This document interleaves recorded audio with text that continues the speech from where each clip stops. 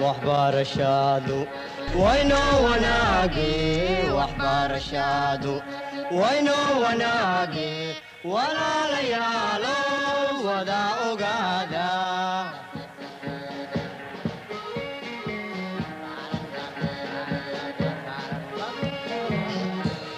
وهي تعلينتا ودد توسن وهي تعلينتا ودد توسن.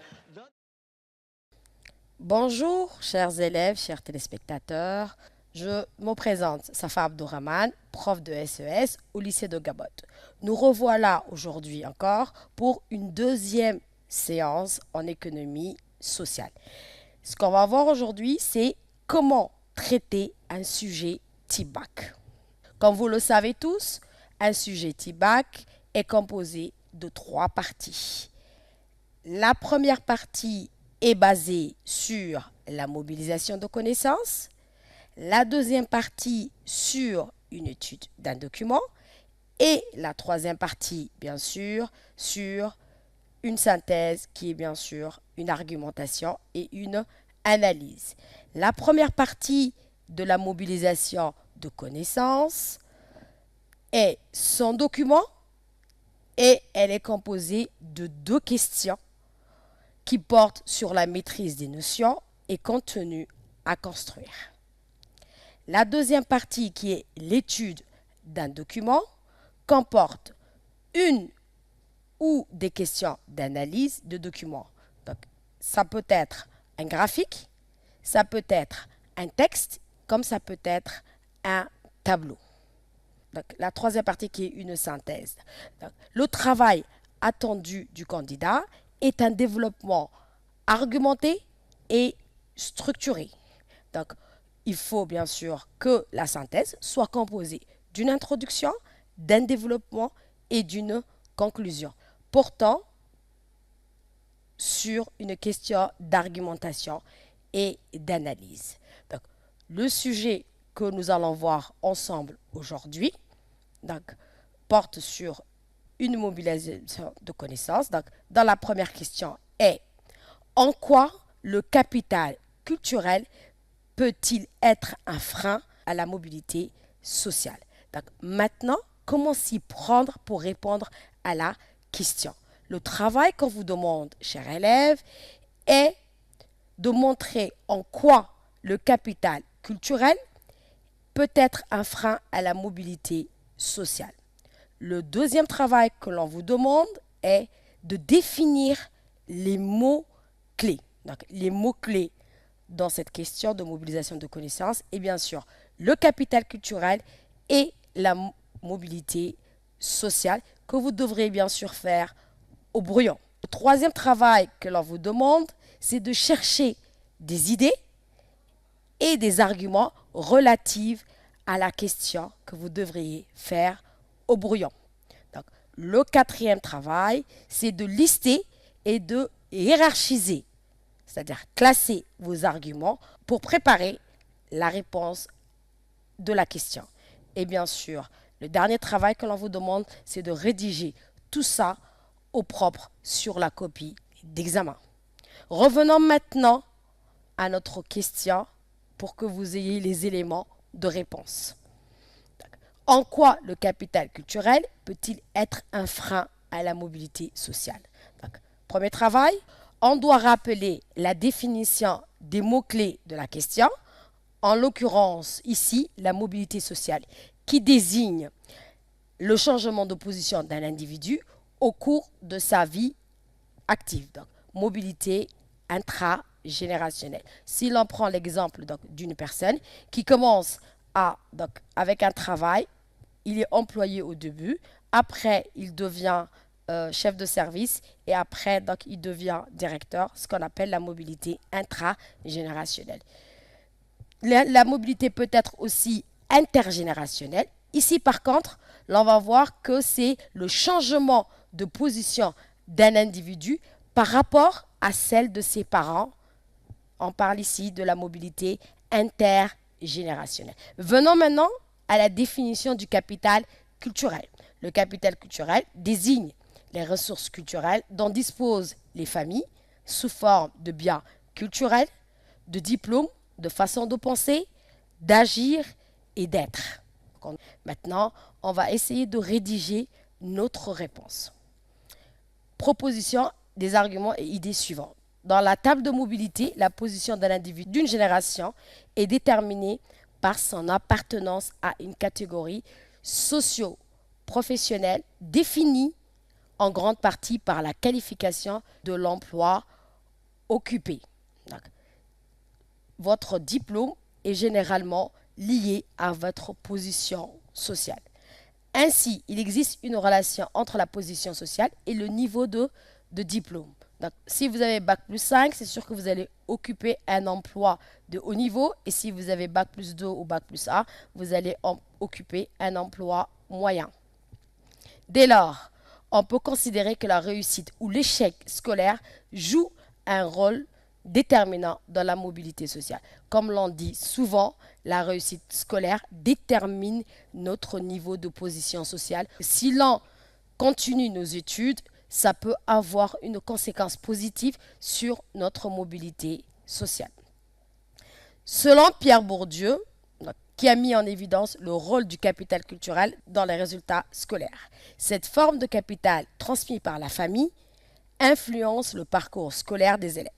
Par exemple, les difficultés que peuvent connaître les élèves de milieux populaires à l'école s'expliquent par le faible capital culturel des parents, freinant ainsi la mobilité sociale et favorisant la reproduction.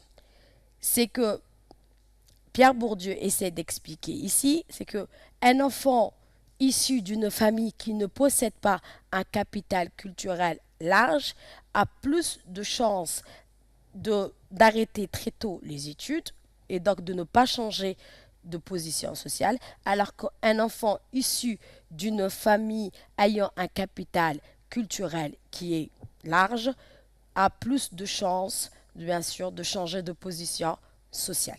Dans la mobilisation de connaissances, donc, nous avons une deuxième question qui porte maintenant sur la partie économique et qui est la suivante.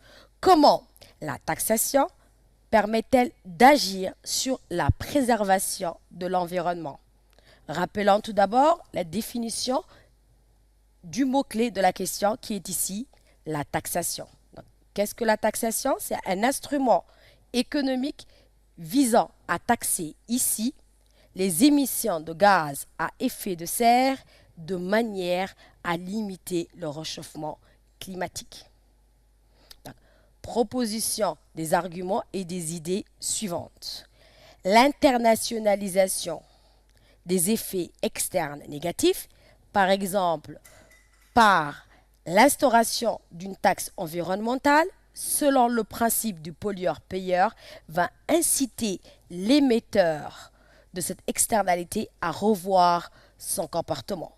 Cette internalisation va inciter le producteur à réduire sa production et de ce fait ses émissions polluantes ou à adopter de modes de production moins polluantes, nouveaux modes de transport ou techniques de production plus respectueux de l'environnement. Donc, ce principe est plus axé sur le fait de taxer toutes les entreprises qui polluent plus par une taxe qui va les empêcher de polluer. Nous allons venir donc à la deuxième partie qui porte sur l'étude d'un document. Donc, vous aurez toujours ce genre de questions, c'est-à-dire que dans une première partie, l'on va toujours vous demander de présenter un document et dans une seconde partie, d'analyser le document. Donc, notre question ici s'intitule « Répartition de la population active, chômage et chômage de longue durée des individus selon leurs caractéristiques en 2013 ». Donc, nous avons ici donc, les caractéristiques du chômage selon le sexe, selon l'âge, et donc le chômage de longue durée, selon aussi le diplôme qu'ils détiennent. Comment s'y prendre pour étudier ce document? Il faut comprendre et bien étudier la question au brouillon. Donc, vous deviez d'abord repérer les mots-clés et bien les définir au préalable au brouillon. Donc, ici, il s'agit de mettre en évidence les caractéristiques du chômage. Il faut ensuite comprendre le document, c'est-à-dire l'identifier, son titre, sa source, l'auteur, le type de document et bien sûr aussi les unités utilisées. Troisièmement, vous deviez identifier le cadre spatio-temporel des informations. Il s'agit ici d'un tableau statistique qui retrace les caractéristiques du chômage en France. En troisième lieu, ce que vous devez faire, vous deviez rechercher des idées pour répondre au préalable au brouillon, en cernant le lien entre la question et le document. Et en dernier lieu, vous deviez enfin passer à la rédaction de la réponse en présentant en premier le document et en analysant la question en second. C'est un document statistique qui croise les caractéristiques sociodémographiques, donc selon le sexe, selon l'âge et selon les diplômes, des chômeurs avec un taux de chômage, part de chômeurs de la population active et le chômage de longue durée exprimé en part des actifs et en part des chômeurs en 2013. Les données sont exprimées en pourcentage. Le document est publié en 2014 par l'INSEE. Voilà, nous venons de présenter le document selon le titre, la source, les unités. Nous allons passer d'abord maintenant à la définition du mot-clé. Ici, nous avons vu que le mot-clé, c'était le chômage. Le chômage, c'est la situation des personnes sans emploi à la recherche d'un emploi. Il résulte d'un déséquilibre entre des offres de travail de la part des actifs supérieurs aux demandes de travail de la part des employeurs. Le taux de chômage diffère selon plusieurs caractéristiques de la population active. Généralement, c'est l'âge qui apparaît être le principal discriminant puisque le taux de chômage des 15-24 ans est environ 3 fois supérieur à celui de 55 à 59 ans. Donc, généralement, ces jeunes sont victimes du chômage parce qu'ils n'ont pas assez d'expérience.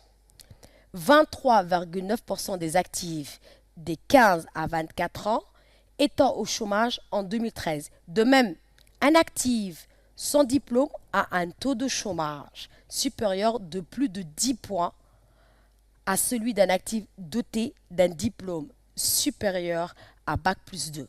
Et enfin, le critère du sexe est un déterminant moindre, avec un taux de chômage des femmes inférieur de 0,3 points à celui des hommes.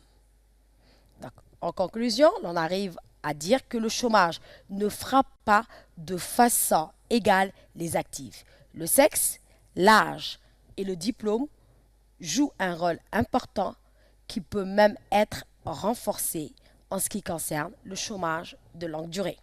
On passe maintenant, chers élèves, à la troisième partie du sujet TIBA qui est bien sûr qui comporte le plus de points, c'est-à-dire 10 points. La troisième partie, c'est la synthèse. Et notre sujet ici s'intitule « À l'aide de vos connaissances et du dossier documentaire, vous démontrerez que la famille peut constituer un frein à la mobilité sociale des individus. » Donc, vous avez en premier lieu le premier document. Lisez-le attentivement.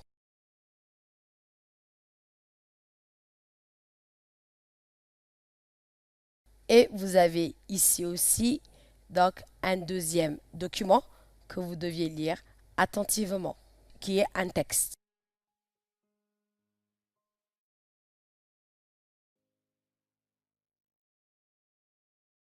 Donc, maintenant, comment aussi vous allez vous y prendre pour pouvoir traiter et rédiger une synthèse. Donc, il faut d'abord comprendre la question et travailler au brouillon. La question demandée ici, c'est de démontrer comment la famille peut constituer un frein à la mobilité sociale des individus. Il faut en deuxième lieu comprendre les documents, donc les exploiter et dégager les idées principaux. et bien sûr aussi donc en sortir les arguments et les exemples.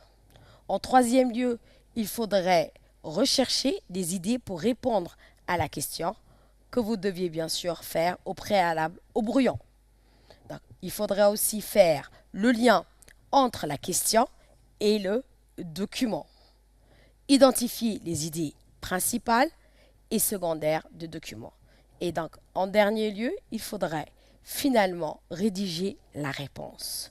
Donc, la réponse, vous savez, une synthèse est constituée d'une introduction, d'un développement et d'une conclusion.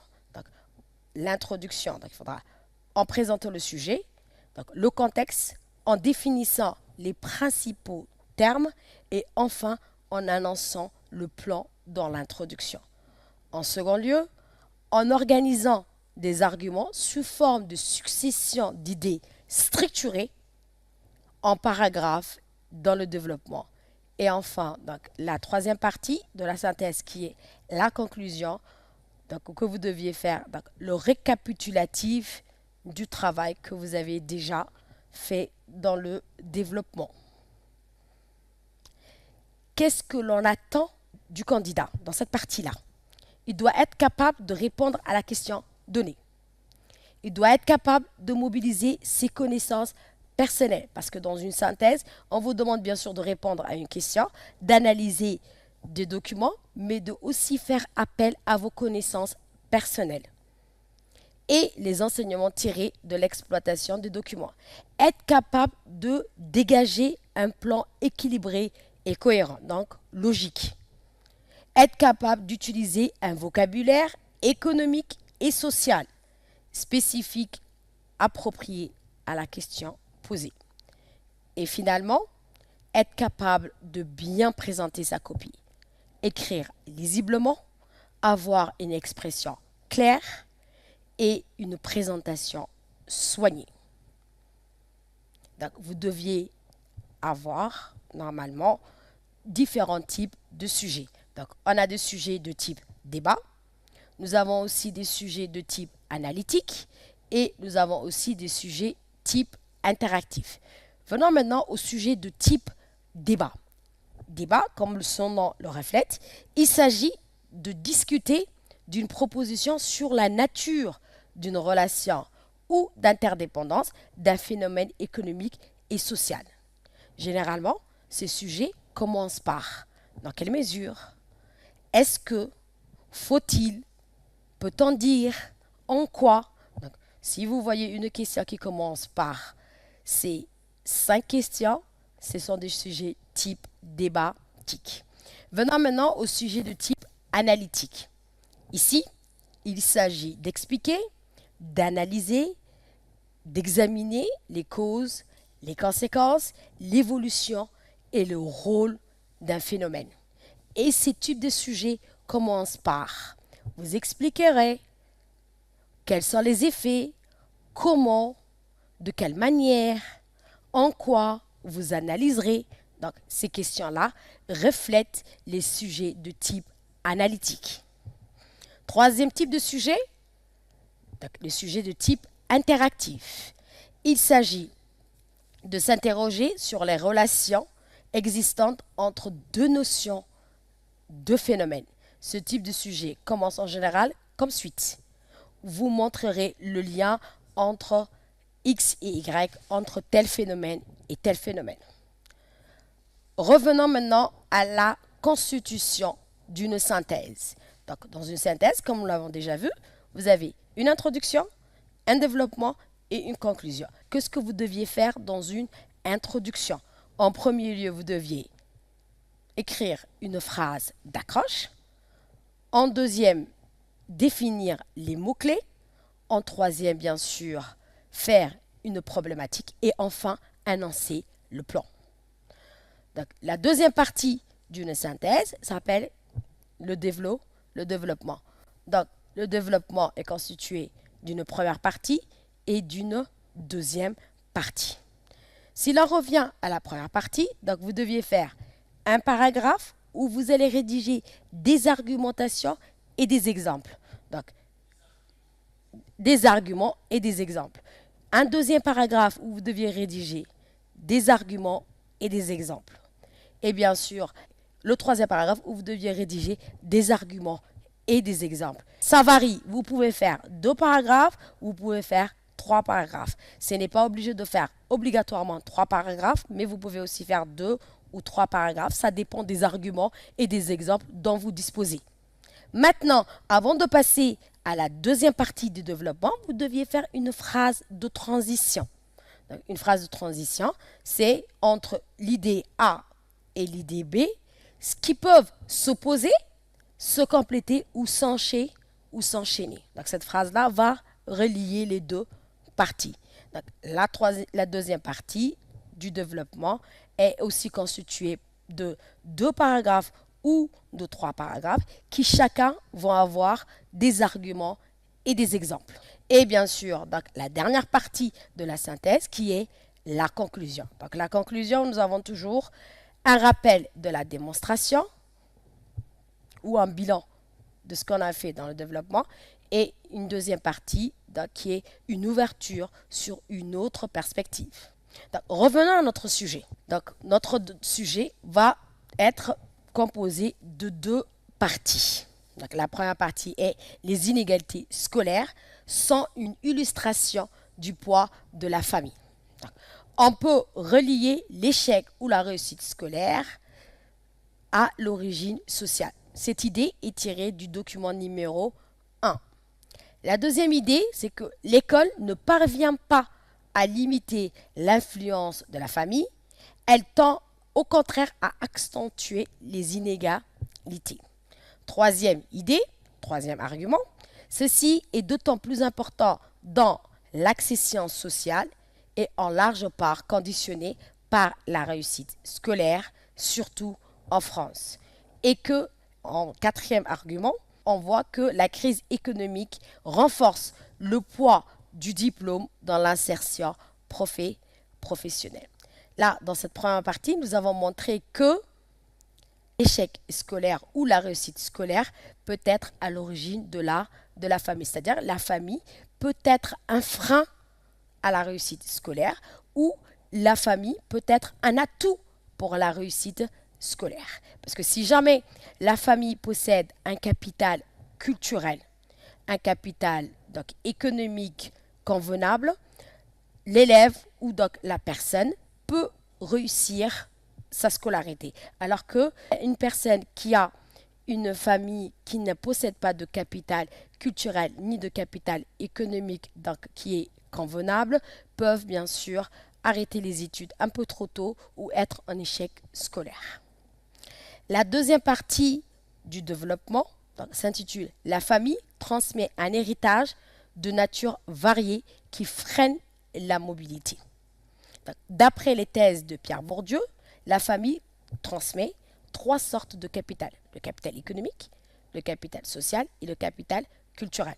Si l'on essaie de voir plus profondément cette question, c'est que la famille, si possède un capital économique, c'est-à-dire un niveau de vie qui est décent, l'individu peut aller au bout de son cursus scolaire pour avoir des diplômes élevés et demain, bien sûr, accéder à un travail de haut niveau. Mais par contre, pour une personne qui est issue d'une famille ne possédant pas un capital économique donc, qui est convenable, va se voir arrêter son cursus scolaire très tôt et donc avoir un travail qui est vraiment très bas dans l'échelle sociale. Deuxième argument, les individus reçoivent de leur milieu en quantité variable ces 3 formes de capital. Les trajectoires scolaires et professionnelles en découlent. Un enfant qui est issu d'une famille ou ne possédant pas de diplôme va bien sûr arrêter très tôt son cursus scolaire. Donc les trajectoires sont différentes selon les diplômes et selon le capital que possèdent les parents. Raymond Boudon note l'existence des stratégies rationnelles, variables selon les milieux sociaux à l'égard de l'école, et ceci explique également les différences d'investissement dans l'école et donc les inégalités que l'on y observe. Merci pour votre attention.